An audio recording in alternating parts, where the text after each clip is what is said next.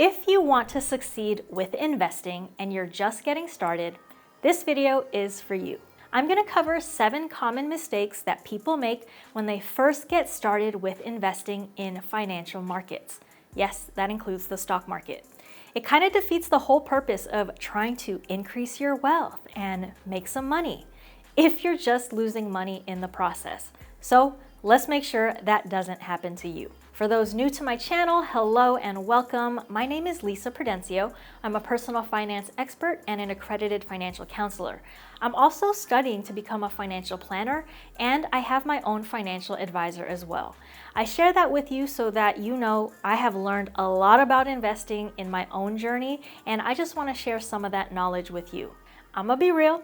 Let me keep it 100. Some of the investing related mistakes in this video that I talk about are things I myself have fallen victim to, but that's besides the point. The point is, don't get down on yourself if you also have fallen victim to these traps. I just want you to be aware of them so that you can proactively set yourself up for success and the best possible chance of building wealth and achieving financial security. So let's jump into that list. A common investing mistake for beginners, number 1, not diversifying.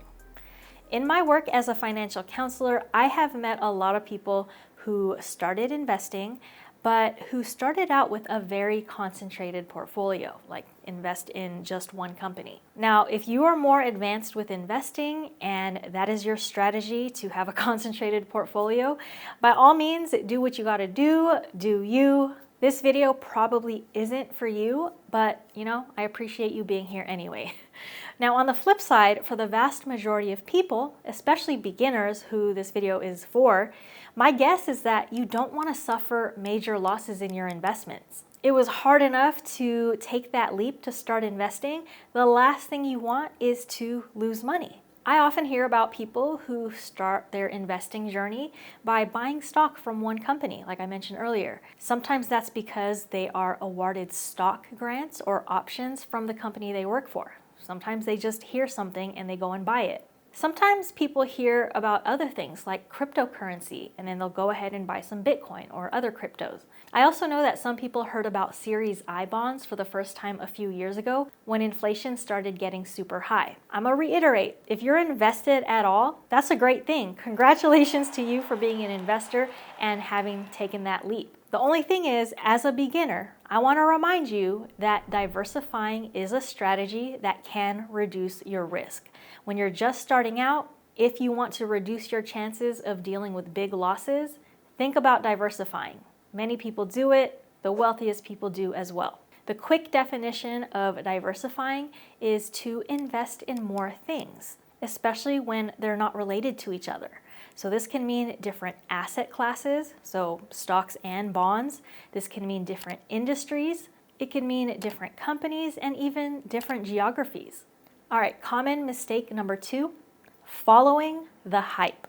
Earlier, I mentioned cryptocurrency, I mentioned Series I bonds, and I was using those as examples of times when basically information went viral and it led people to invest money in those things. Now, quick sidebar disclaimer, I just want to be clear that I'm not endorsing buying any of these assets that I name in this video, but I'm also not endorsing them. This is an educational video, but I'm naming some things so that you have real life examples.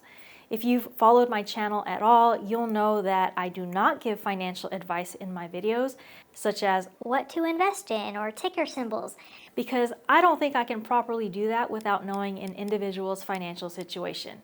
I think it actually pisses off some viewers who find my channel and they're hoping for me to give investment advice, but that's not what you're gonna get here. Anyway, story for another day. We could talk about that later.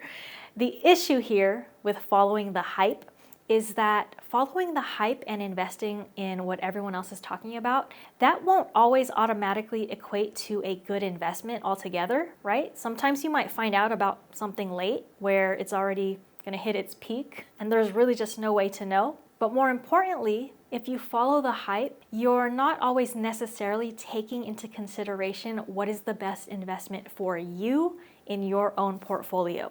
I think there's a common trend where you might see someone you know making a lot of money in something, or you hear about it, and obviously you want to do the same. You also want to partake in those gains. There's nothing wrong with wanting that. All I'm saying is don't follow the hype in a vacuum. Don't hear about something and decide, okay, I'm gonna go do that too. When you decide on investing something, what you want to do is make sure it aligns with your goals and your investor profile. For example, your time horizon. Your time horizon is basically when you're gonna want or need the money. So your time horizon might be different from the next person's. And depending on that, that can tell you whether or not an investment is gonna work for you or not. And that can be very different from whoever is telling you to buy this cryptocurrency or whatever. You also wanna take into consideration your risk tolerance. So risk tolerance is your willingness to lose some or all of your investment in exchange for greater potential returns, meaning how much risk you're willing to take on to get more return. If some asset or security or investment is trending out there and everyone else is cool with buying it, knowing they're gonna lose all their money, that might not necessarily apply to you. So you just wanna be aware of it. Am I saying don't ever listen to the hype or don't listen to the news? No, not at all. You can do whatever you want. I just want you to know that when you hear something trending or hear hype about something, do a little bit of research before you act or talk to a financial professional. Understand the risk that you're taking on. Or just be okay with the risk that you are taking on. Common mistake number 3, thinking short term. Something I hear from people starting out with investing is, but when can I use the money? and that's a very reasonable question to ask. You might not need your money right now at this moment, in this second, but at some point in the future, you're gonna wanna use it. The thing is, for most people, you'll have a greater chance of success in building wealth through investing when you let time do its thing, meaning you leave your investment alone for a longer time. There's a concept in investing called the time value of money, which states that any dollar you have today is going to be worth more now than it will be in the future. You might understand this concept in relation to inflation, right? Like you can buy more today with $100 than in the future because the cost of things goes up. In the future, your $100 is not going to go as far, so it's worth more today. But inflation isn't the full story when we're talking about investing and why your money is worth more today. The reason $100 today is worth more than in the future is because of its earning potential today. If you have money in your hand, in your ownership, and you have it today, it has earning potential. It can make money. The money can make money. But the only way to do that is if you invest it and you allow time to do its thing. All right, put finance to the side for a second. Think about your boss giving you this huge project to work on. They come to you and they're like, hey, I need this thing done. I don't know how long it's gonna take you, but it's a big one.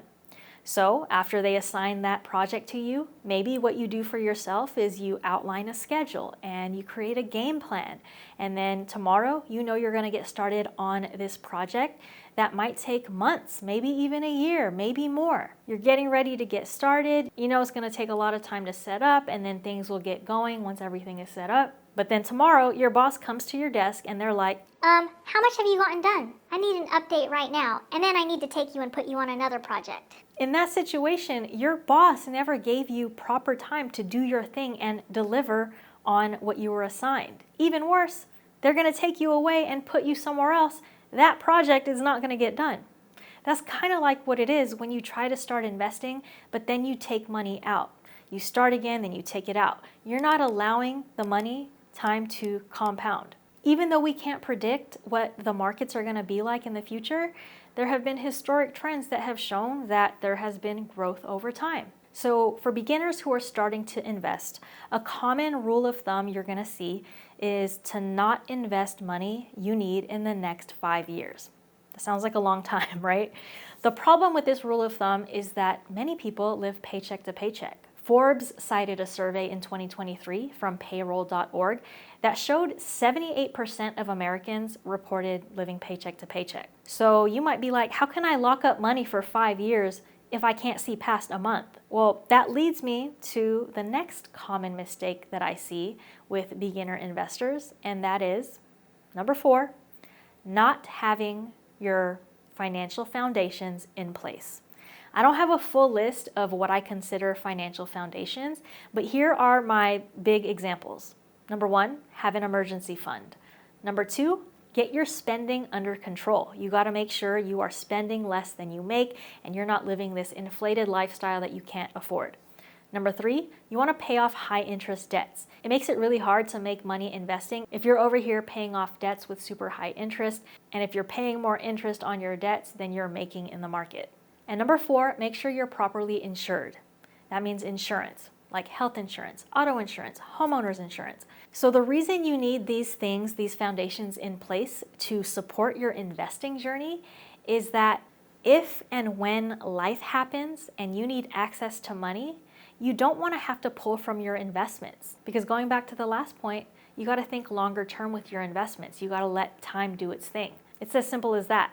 So I'm going to say again, I'm proud of all of you who have started investing and taken that leap, especially for women, especially for people of color who historically haven't had much access to the investing world. That's all great. I just want to make sure you're not taking one step forward and then 2 steps backwards. So make it a point to dedicate your time and your energy to these foundations before you keep investing more and more. The good part about some of these things, like building up your emergency fund and paying off your consumer debt, is that when those things are taken care of, you no longer have to dedicate money towards them, especially if you have your spending under control. Once you're done with those things, you're just gonna have more freed up money, more discretionary money to invest, and that you're not technically gonna need for a very long time. And that is finally how you're gonna allow it to grow long term. All right, moving on to a common mistake, number 5, not understanding taxes. So this is kind of related to the mistake of thinking short term, partially, small part of it. What some people don't understand is the government, at least here in the United States, I think in many places, but the government taxes all of the income that you make. There are very few exceptions to the rule. The general rule of thumb is if you make income, you gotta pay taxes. And that includes money made from investing. So let's say this is the money you make at your job. If you're familiar with our tax system at all, you know that we have a progressive tax system, which basically means the more you make, the higher rates you'll pay on those last dollars, the highest up on the chart. Now, when you invest your money in financial markets, such as the stock market, there are 2 primary ways that you can make income off of those stocks. 2 primary ways to make your money grow. Number 1, dividends. So not all companies pay dividends, but for some, if you own the stock, aka you're a shareholder, you own stock of a particular company, some companies will distribute earnings to their shareholders by paying out a dividend. So that's why at the end of the year, if you hold any investment accounts, you may receive a tax form that shows you've received some income. And number 2, the other way to make money from investments like stocks is through capital gains. This is when the value of your asset goes up. So for example, you buy a stock for $100, 6 months later, now it's worth $125 and you sell it. So on a daily basis, you can check your investment account to see the value of your portfolio, but that number you're looking at is actually unrealized gains or losses, depending on where it's at. So for gains or losses, you don't actually have to realize them or recognize them, meaning report them on your taxes until you actually sell them or dispose of them. I can't give a full lesson on taxes in this video, but long story short, when you make money from investing, which is typically a good thing, it does get taxed. As a beginner, please don't be afraid to invest and grow your wealth because you're afraid of taxes. What I want you to do, at the very least, is make an effort to understand how they work and/or consult a tax professional who can help you navigate these things.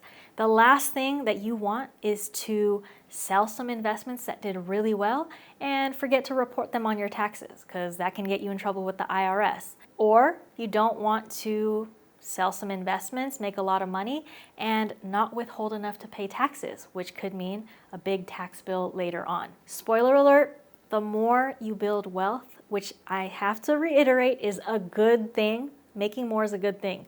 Believe me, some people have to be reminded that.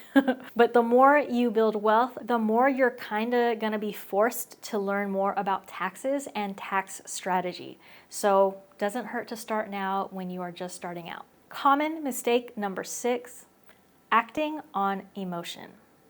Remember at the beginning of the video when I said I fell victim to some of these investing mistakes? Well, this is one of them. In fact, this is also related to following the hype. I also did that. So quick story, about 6-7 years ago, everyone in my coding class, a bunch of dudes, were talking about Ethereum, which is a cryptocurrency.